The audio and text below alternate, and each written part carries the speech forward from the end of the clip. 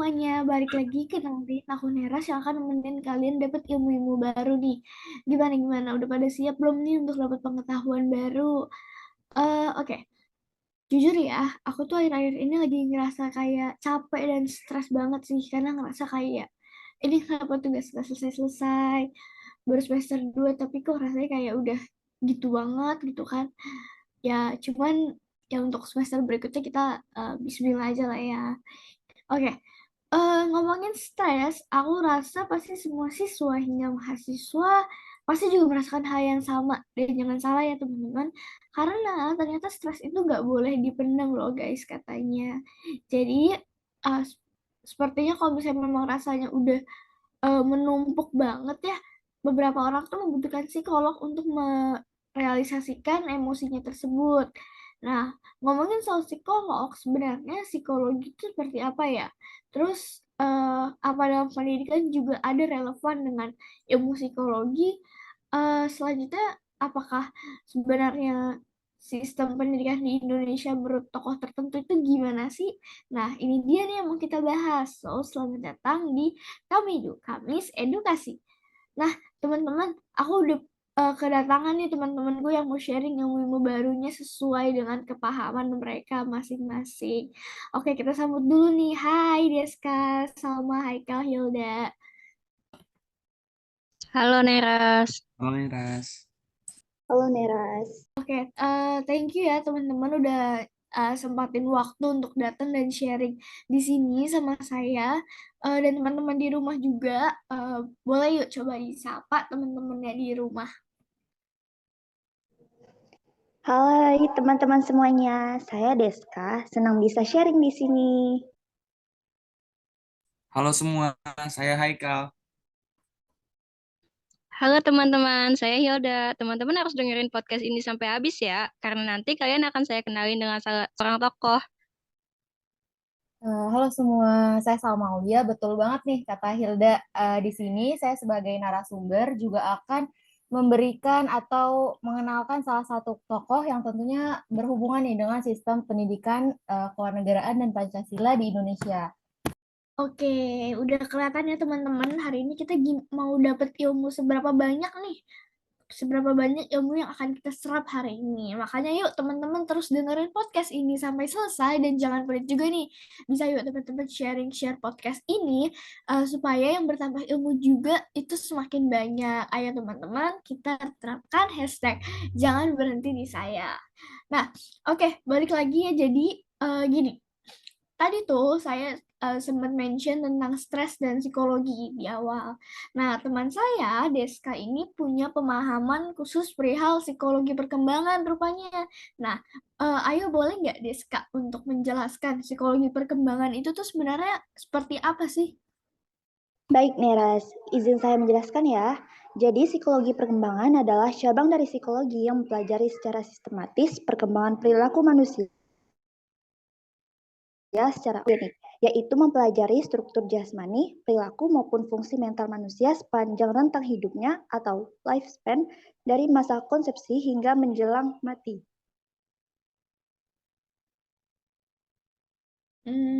Oke gitu ya. Terus kenapa sih psikologi itu mempelajari tentang teori perkembangan manusia? Gini, jadi psikologi mempelajari perkembangan manusia dikarenakan yang pertama, untuk mengetahui tingkah laku individu itu sesuai atau tidak dengan tingkat usia atau perkembangannya. Kedua, untuk mengetahui tingkat kemampuan individu pada setiap fase perkembangannya. Dan yang terakhir, untuk mengetahui kapan individu bisa diberi stimulus pada tingkat perkembangan tertentu. Oh gitu, oke. Ternyata banyak juga ya alasan kenapa psikologi itu penting banget untuk mempelajari perkembangan manusia. Nah, pasti banyak juga nih teman-teman di sini yang belum tahu gimana sih psikologi dalam memahami perkembangan manusia. Boleh nggak Rizka tolong untuk menjelaskannya lagi? Seperti yang saya singgung sebelumnya, psikologi perkembangan itu untuk mempelajari perkembangan dan perilaku manusia. Dalam psikologi, tahap perkembangan merupakan ilmu yang mempelajari grafik kehidupan jasmani maupun rohani ataupun kejiwaan manusia dari semenjak lahir, bayi, anak-anak, remaja, dewasa hingga tua, di mana pada setiap fase memiliki ciri-ciri khas tersendiri. Oh gitu. Terus kalau ke pendidikan sendiri nih, gimana sih? Ngaruh nggak sih sebenarnya? Ini jelas berpengaruh ya, karena memang ilmu psikologi itu erat banget kaitannya sama manusia. Namun untuk ke arah pendidikan itu ada ranahnya lagi yang berbeda dengan psikologi perkembangan. Ini biasanya disebut sebagai landasan psikologi dalam pendidikan. Oh iya ya. Saya juga ingat deh dulu tuh saya tuh sempat riset mengenai landasan psikologi. Nah, jadi yang saya tahu itu landasan psikologi adalah titik tolak dalam proses pendidikan yang membahas berbagai informasi tentang jiwa atau psikis manusia eh, yang selalu mengalami perkembangan dari bayi hingga usia lanjut, sehingga dapat memudahkan pelaksanaan proses pendidikan. Jadi gini, clear ya teman-teman di rumah bahwa psikologi itu memang berkaitan dengan kehidupan kita banget gitu ya Deska. Iya, benar banget, Nera. Berarti psikologi itu mirip banget nih ya, Des, dengan landasan pedagogis ya. Pedagogis itu apa? Sama. Jadi nih Neras, pedagogis itu merupakan suatu landasan yang mana digunakan untuk pendidik dapat melakukan proses pembelajaran dengan baik guna mencapai tujuannya. Jadi tujuannya itu untuk membimbing peserta didik ke arah tujuan tertentu, yaitu agar peserta didik dapat menyelesaikan masalah dengan mandiri. Nah, masih relevan nih, karena gini, gimana caranya kita bisa membimbing peserta didik yaitu dengan mengenali keadaan psikologinya. Nah, untuk pedagogis sendiri adalah landasan pedagogis yang dilakukan dalam pembelajaran berupa pembelajaran abad ke-21, yaitu pembelajaran yang memanfaatkan teknologi yang dapat diperoleh secara cepat dan tepat dalam dunia pendidikan dan pembelajaran tematik integratif. Lalu, apakah dapat diketahui bahwa pembelajaran abad 21 ini terfokus pada akademiknya saja? Pasti enggak dong, Kal, karena pembelajaran abad 21 ini tuh enggak hanya fokus pada akademiknya saja. Namun, terkadang non-akademik juga bisa diperhatikan nih, karena dapat membantu dan dalam berkompetisi dalam dunia global yang berkembang saat ini. Namun, salah satu pembelajaran ini memiliki tematik integratif, artinya merupakan pembelajaran yang disusun dari beberapa disiplin ilmu yang memiliki tema yang sama untuk digabungkan sehingga saling berkaitan antara satu tema dengan tema lainnya dan mudah dipahami oleh pendidik maupun peserta didik. Pembelajaran tematik integratif ini muncul sejak diubahnya kurikulum 2006 atau KTSP menjadi kurikulum 2013. Apa sih tujuannya dari pembelajaran ini sebenarnya? Jadi Hilda, pembelajaran ini tentunya bertujuan untuk mengembangkan kemampuan pengetahuan, sikap, dan keterampilan setiap peserta didik yang berbeda-beda. Izin menambahkan juga, jadi dalam pembelajaran tematik integratif ini juga telah mengubah fokus dalam pembelajaran, yaitu pada masa lalu dalam pembelajaran lebih terfokus bagaimana pendidik mengajarkan peserta dengan cara yang baik dan profesional. Namun dengan menggunakan tematik integratif ini lebih difokuskan bagaimana siswa dapat berperan aktif dalam pembelajaran. Oh, oke oke. Tambah lagi nih teman-teman, kita punya wawasan baru. Terima kasih untuk Deska, untuk ilmu barunya. Sama juga, makasih banget. Karena saya nggak tahu sih sebenarnya pedagogis itu apa awalnya. Cuman sekarang jadi tahu sih. Nah, gimana nih teman-teman di rumah? Udah berasa belum nih? Udah banyak ilmu baru yang kita serap padahal tuh kita baru mulai. Nah, makanya untuk teman-teman yang lagi dengerin di sini, dimanapun kalian dengerinnya, boleh yuk coba ajak share, ajak teman-temannya untuk join dengerin podcast ini setiap hari di jam 4 sore. Oh iya, thank you Deska udah sharing di sini. Salma juga makasih banget. Sama-sama, saya juga terima kasih sudah diberikan ruang untuk berbagi di sini. Sama-sama loh, Oke, Nurna. oke. Setelah tahu nih teori perihal psikologi, ada yang bikin saya penasaran. Katanya ada yang mau kenalin tokoh spesial nih. Ada dua ya yang mau kenalan ya. Oke, siapa dulu nih? Mau Salma atau Hilda dulu? Tapi kayaknya Salma aja dulu lah ya. Halo Salma, gimana nih? Gimana? Halo Neras, balik lagi ya ketemu dengan saya. Oke, jadi eh, saya di sini mau ngenalin nih salah satu tokoh yang pasti di sini pendengar sering banget tahu atau kenal dengan beliau. Kalian bisa tebak gak siapa sih tokoh yang mau saya bawakan ini? Tokoh paling fenomenal dunia pendidikan sih Ki Hajar Dewantara nggak sih? Betul banget nih Hilda. Oke, sebelumnya kalau gagasan yang sering banget Ki Hajar Dewantara sampaikan, bahkan sampai saat ini pemikiran dari beliau ini masih sering digunakan, itu apa ya kira-kira? Di sini juga ada yang tahu gak? Kalian bisa nih nebak atau bahkan bilang aja siap apa sih gagasan dari Ki Hajar Dewantara?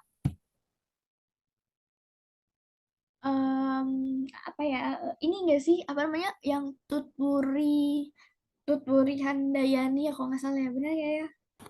Bukannya Ingar Sosung Tudolo. Gak tahu sih, lupa-lupa gitu. Nah, betul banget nih kata Haikal sama tadi Neras ya. Jadi kedua gagasan itu merupakan buah pemikiran dari Ki Hajar Dewantara dan juga namun gagasan yang paling relate ataupun berhubungan langsung dengan prodi kita yaitu PPKN adalah sistem Among. Jadi di sini saya akan lebih banyak menjelaskan tentang sistem Among. Keren sih karena kayak itu tidak familiar ya kalau menurutku. Tapi itu sistem Amon itu gimana tuh maksudnya Sal? Oke, jadi begini ya, sistem Among ini tujuannya ini membangun peserta didik menjadi manusia yang beriman, bertakwa, merdeka lahir batin, berbudi luhur, cerdas, dan terampil, serta sehat jasmani maupun rohani. Oh, terus tadi Salma sempat tuh singgung adanya hubungan antara sistem Among dan prodi kebanggaan kita. Itu jadi gimana tuh? Sepertinya Nera sudah nggak sabar banget ya membahas tentang ini. Jadi sebelumnya sistem Among dan Pancasila itu diibaratkan selalu berjalan berdampingan. Alias dalam mengajarkan pendidikan Pancasila, seorang guru ini bisa menggunakan sistem Among. Karena jika kita amati kembali, tujuan dari sistem Among ini tentu ada hubungannya dengan sila-sila Pancasila. Nah, tadi kan saya sudah sebutkan tuh di tujuan, yaitu tujuannya membangun peserta didik yang beriman dan juga bertakwa. Tentunya hal ini tuh persis banget seperti sila pertama Pancasila, yaitu ketuhanan yang Maha Esa. Oh, iya sih benar juga ya ternyata. Oke, lanjut soal materinya ini menarik banget ya menurut saya karena di sini tuh kita bisa melihat perspektif baru tentang sistem Among. Karena selama ini yang gue kira sistem Among hanya digunakan dalam pendidikan karakter, namun ternyata ada hubungannya dengan pendidikan Pancasila ya. Betul banget nih, karena dalam sistem Among ini, Ki Hajar Dewantara menginginkan muridnya memiliki karakter yang sopan, toleransi, dan juga berbudi pekerti yang baik. Karena jika murid hanya diberikan pengetahuan pembelajaran tanpa membangun nilai karakternya, maka murid akan tumbuh menjadi orang egois yang tidak memiliki rasa toleransi. Lalu saya balik lagi untuk menghubungkannya dengan PPKN. Jadi PPKN ini diharapkan guru bisa menggunakan sistem Among dalam mendidik muridnya. Karena tujuan dari sistem Among ini selaras banget nih dengan Pancasila, yaitu jika guru PPKN menggunakan sistem Among dalam praktek mengajarnya, maka diharapkan muridnya bisa tumbuh sesuai dengan nilai-nilai luhur bangsa Indonesia. Wah, keren banget, keren. Thank you banget loh sama. Jujur saya tuh nggak pernah berpikir tentang ini sih, tapi seneng banget karena sekarang jadi tahu hal-hal yang seperti ini. Nera, semoga bermanfaat ya, dan juga untuk pendengar podcast ini, semoga bisa menambah pengetahuan kalian. Iya bener banget, nggak pernah kepikiran, tapi sekarang jadi tahu deh. Ya kan, nah makanya. Oke, nah sebelum lanjut nih, aku mau punya sesi polling dulu teman-teman. Gini, kalian nih para narasumberku yang keren banget ya, teman-teman di rumah. Boleh juga jawab sih, tapi kalian nih tim, kalau belajar nih tim apa nih? Menghafal atau mendengar? Coba. Kalau aku pribadi, aku tim hafal sih. Saya hafal sih. Tim dengar dong. Sama nih kayak Deska, aku juga tim dengar dong. Tim hafal dong. Kok bisa gitu ya orang orang gimana sih maksudnya bisa suka denger itu gimana deh. Nah, oke. Mungkin memang cara belajarnya orang tuh emang beda-beda ya karena seperti yang tadi udah dibahas sama Deska nih di atas, eh, bahwa memang ilmu psikologi itu tiap orang itu psikologinya beda-beda. Nah, dari polling sederhana ini ternyata ada juga loh pendapat dari ahlinya. Kita lanjut aja untuk Hilda. Ayo kenalin nih tokoh spesialmu itu. Oke, terima kasih banyak ya Neras. Jadi pada kesempatan kali ini saya ingin membahas tentang John Dewey. Jadi gini, John Dewey itu adalah seorang filosof yang berpandangan bahwa realitas ini dibangun melalui tindakan akal budi berdasarkan ingatan kita akan pengalaman masa lalu. Akal budi menggunakan ingatan ini sebagai cara atau alat untuk menciptakan sesuatu yang lebih baik lagi. Terus kalau masalah polling tadi menurut beliau itu seperti apa? Nah, menarik nih, karena John Dewey ternyata memprotes cara belajar dengan mengandalkan kemampuan mendengar dan menghafal. Menurut beliau, yang penting yakni guru mendampingi siswa dalam berkreativitas dan berdiskusi dalam menyelesaikan masalah. Dengan demikian, seorang guru harus berperan sebagai mediator atau fasilitator yang membantu proses belajar seorang siswa.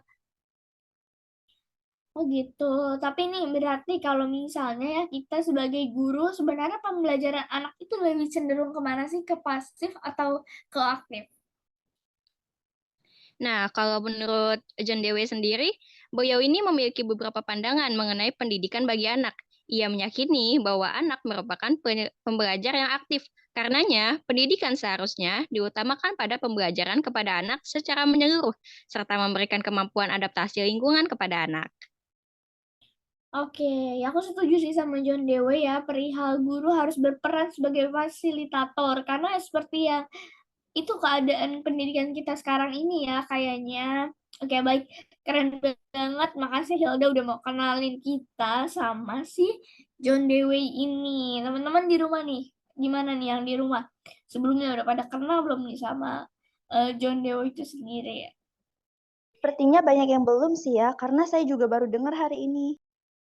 Ya kan, sama banget. Oke, thank you banget ya Hilda udah mau sharing-sharing di sini.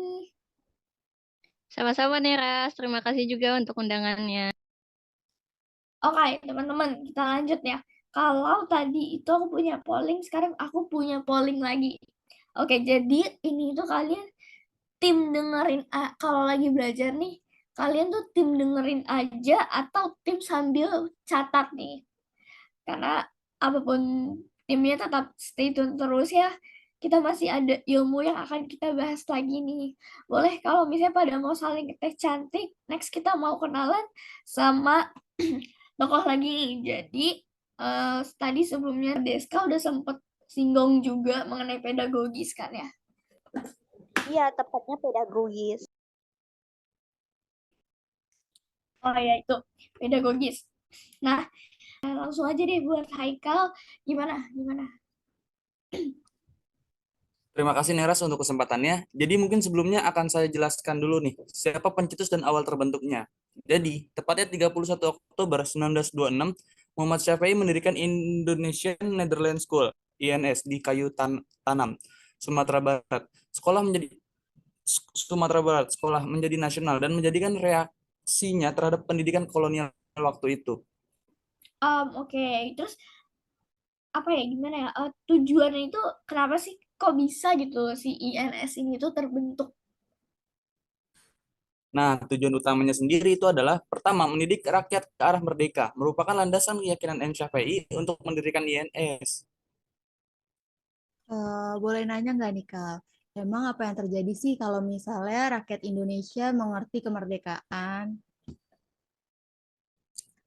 Jadi gini, kalau rakyat Indonesia telah mengerti arti merdeka dan dapat melihat kehidupan rakyat terjajah, maka mereka akan ikut secara sadar dalam setiap gerakan mencapai Indonesia merdeka.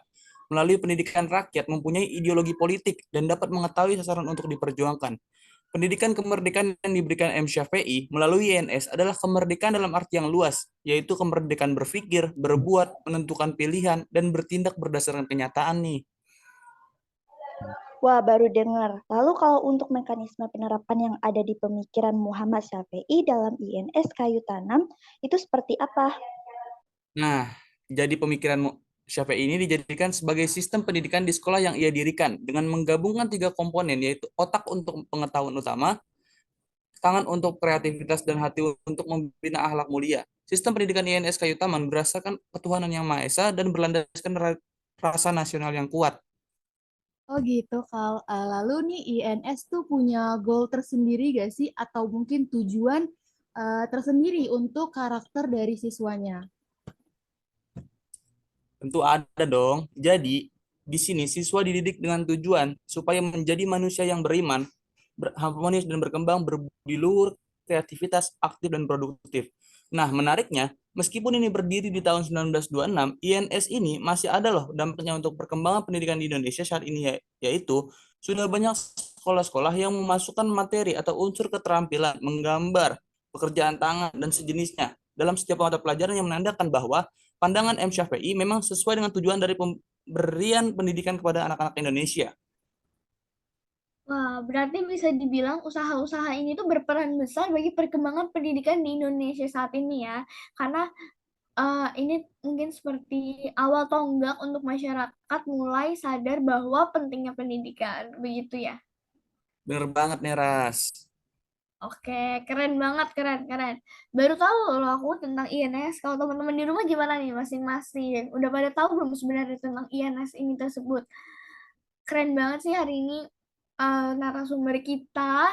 Nah, mulai tadi kita udah bahas psikologi, terus kita lanjut lagi singgung mengenai pedagogis, terus kita juga kenalan lagi tadi sama dua tokoh, yaitu Ki Hajar Dewantara dan John Dewey, dan ditutup dengan materi yang menurut aku agak asing sih ya, INS ini. Oke, aduh teman-teman, kita nggak berasa nih, udah ada di ujung pertemuan. Banyak banget ya yang udah kita serap hari ini. Semoga bermanfaat untuk teman-teman semuanya. Nah, untuk Deska, Haikal, sama Hilda, terima kasih banget, banget, banget ya udah mau sharing di sini. Keren banget sih kalian semua. Sama-sama, Neras. Sama-sama nih, Ras. Sama-sama nih, Ras. Oke, teman-teman, thank you ya yang udah dengerin podcast episode hari ini. Sampai ketemu di kami berikutnya. See you.